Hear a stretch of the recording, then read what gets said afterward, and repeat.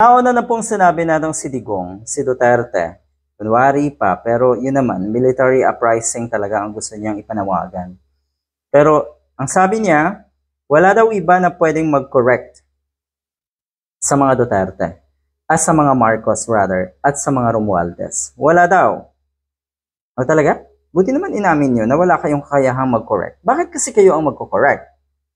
Kayong mga Duterte. Sarili nyo nga hindi nyo makorek-correct.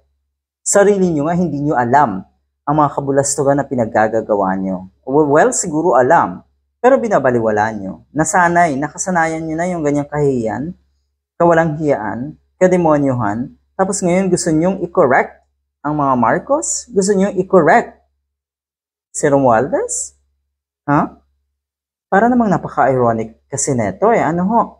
Ito, as ironic as this, na etong mga nasa EDSA ngayon, sila yung galit na galit sa diwa ng EDSA. EDSA People Power noong 1986. Na anong sinasabi ng mga yan? Wala daw nangyari after EDSA People Power. 'Di ba? Lalo daw nalugmok ang bansa natin. Wala daw nakitang pag-unlad ang bansa natin. Ayan, sila ngayon ang naandyan.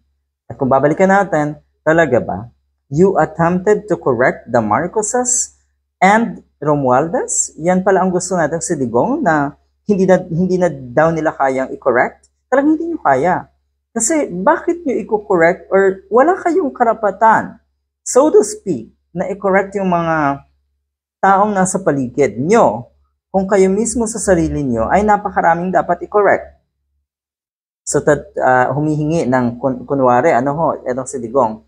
Pero ang totoo niyan, military uprising or kudeta ang hinihingi niyan or ang gustong mangyari.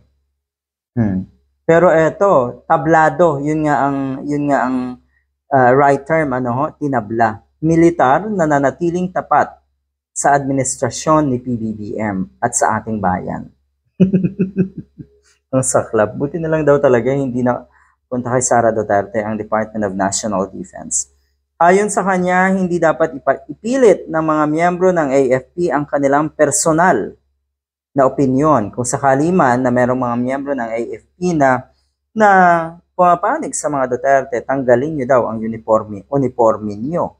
Dahil sa puntong ito, sa harap nga ng mga panawagan at pagsubok ng pagpapatalsik at magtakwil sa kasalukuyang administrasyon, ito ang sinigurado na hindi mangyayari yan. Kasi ang sabi na itong AFP Chief of Staff na ito, sa panahong ito, hindi na oobra na paglipasan na ng panahon yung mga ganyang pagtitipon, yung mga rally. Yung EDSA People Power, hindi na daw yan mag-work ulit. Uulitin ko lipas na ng panahon. Masaklap, no? Lipas na ng panahon.